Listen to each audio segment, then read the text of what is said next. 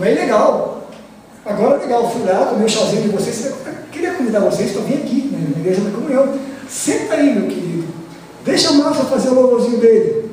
Eu duvido que o Espírito Santo não pegue um sujeito ali, ó. Cara, vem buscar Deus. Ele não está se ligando na divindade.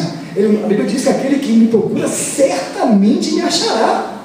E aí ele vai ficar ali, eu não sei o que está acontecendo comigo. Quantas vezes a gente já viu isso, irmãos? Quantas vezes eu não sei o que está acontecendo comigo? O que está? Eu estou todo me tremendo. O que é isso? Meu querido, é o Espírito Santo na tua vida. Você não precisa de tomar chazinho, não. O que a gente precisa é centrar o nosso desejo em Deus e deixar Deus falar. E por falar em Deus falar, fala assim, 58, Isaías, a partir do versículo 1. Vamos lá? Grita alto, não te contenha, levante a voz como trombeta, anuncie ao meu povo a rebelião dele e à comunidade de Jacó os seus pecados, pois dia a dia me procuram, parecem desejosos de conhecer os meus caminhos, como se fosse uma nação que faz o que é direito e que não abandonou os mandamentos do seu Deus. Pedem-me decisões justas e parecem desejosos de que Deus se aproxime deles. Por que jejuamos, dizem, e não o viste? Por que nos humilhamos e não respondes? Contudo, no dia do seu jejum, vocês fazem o que é do agrado de vocês e exploram os seus empregados. Senhor, fala de novo, Deus. Contudo, no dia do jejum de vocês, fazem o que é do agrado de vocês e exploram os seus empregados. Seu jejum termina em discussão e rixa, e em brigas e socos brutais. Vocês não podem jejuar como fazem hoje e esperar que a sua voz seja ouvida no alto. Eu não vou escutar. Eu não escutarei. Vocês não podem fazer isso e achar que eu vou ouvir. Eu não ouço. É isso que Deus está dizendo para a gente. Será esse o jejum que escolhi? Que apenas um dia o homem se humilhe, incline a cabeça como um junco e se deite sobre o pano de saco e cinza. É isso que vocês chamam de jejum? Um dia o homem se humilhe, incline a cabeça como um junco e se deite sobre o pano de saco e cinza. É isso que vocês chamam de jejum? Um jejum aceitável ao Senhor? O jejum que desejo não é este. Aí ele começa. Soltar as correntes da injustiça, desatar as cordas do jugo, pôr em liberdade os oprimidos e romper o jugo. Ele está fazendo uma pergunta, não é este? Ou seja, ele está afirmando ao contrário. Percebeu? Não sei como é que está na Bíblia de vocês. O jejum que desejo não é este? Soltar as correntes da injustiça, desatar as cordas do jugo, pôr em liberdade os oprimidos e romper todo o jugo? Não é partilhar sua comida com o faminto, que abrigues o desamparado, vestir o nu que você encontrou e não recusar ajuda ao próximo? Percebe, irmão? Como a gente está longe de entender o que é a alegria que Deus quer para a gente? Aí ele fala, aí sim, a luz romperá como a alvorada, e prontamente surgirá a sua cura. Por que eu estou tão doente? Você quer ser curado? Você quer ser curado? Compartilhe o seu pão. É impressionante, quanto menos a pessoa tem, mais ela compartilha o pão. Quanto mais ela tem, menos ela divide. É impressionante esse negócio. A gente está na igreja aqui, e eu sei disso muitas vezes, os mais necessitados é que são as pessoas que mais colocam, que mais contribuem. É impressionante um negócio desse. E Deus continua: a sua retidão irá diante de você, e a glória do Senhor estará na sua retaguarda, ou seja, na frente e atrás. Aí sim, você clamará ao Senhor, e Ele responderá. Você gritará socorro, e Ele dirá: aqui estou. Se você eliminar do seu meio o jugo opressor, o dedo acusador e a falsidade ao falar. Irmãos, a gente não pode ser diferente do que Deus está pedindo para a gente. Não pode. Deus nos ajude a falar assim.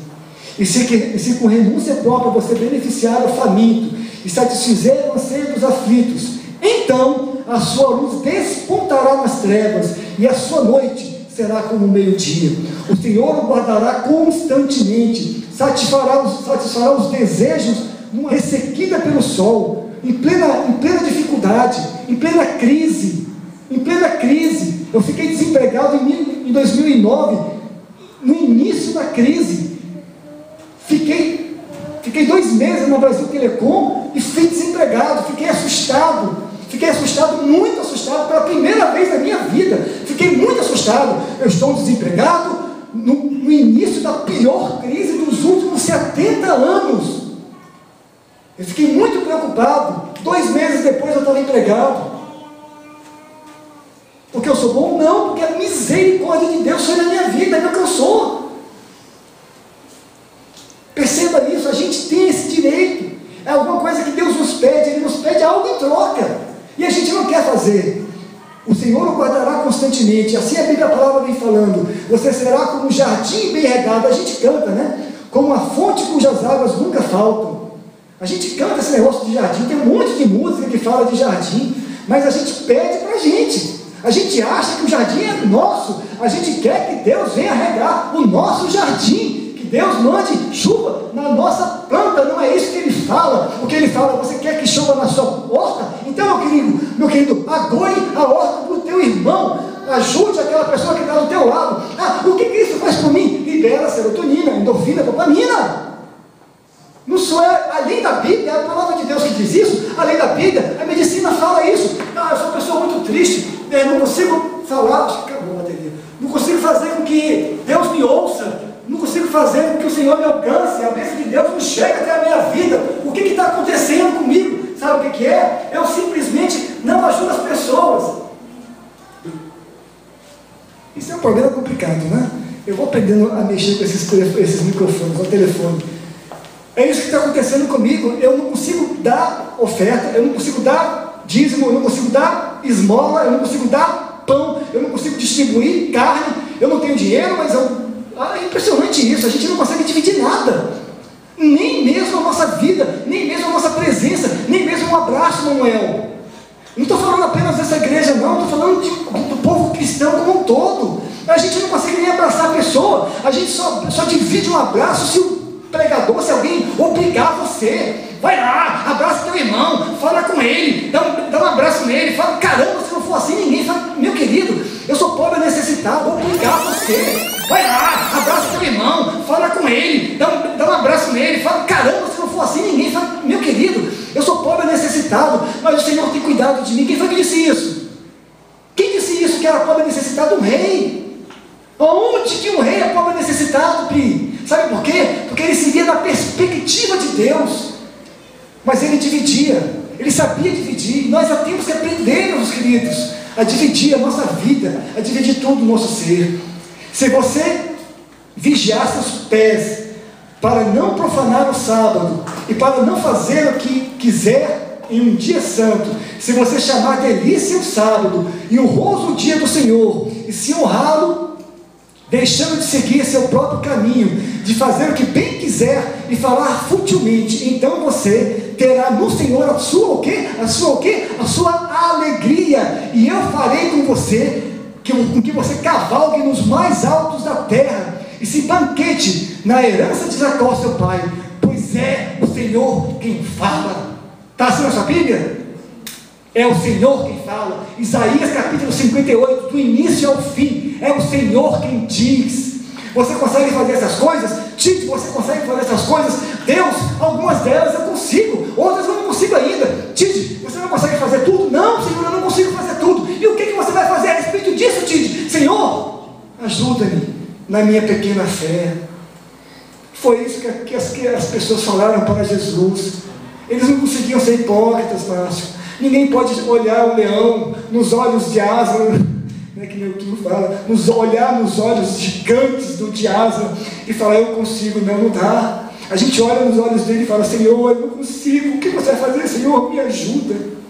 Amém. Ajuda-me na minha pequena fé.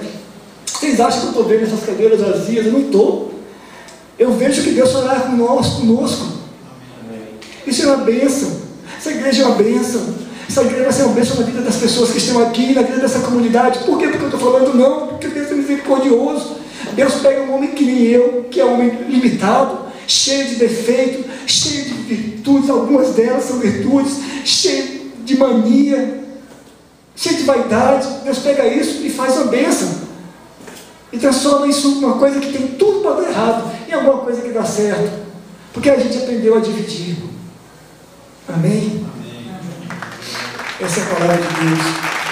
É isso que o Senhor tem falado para a gente.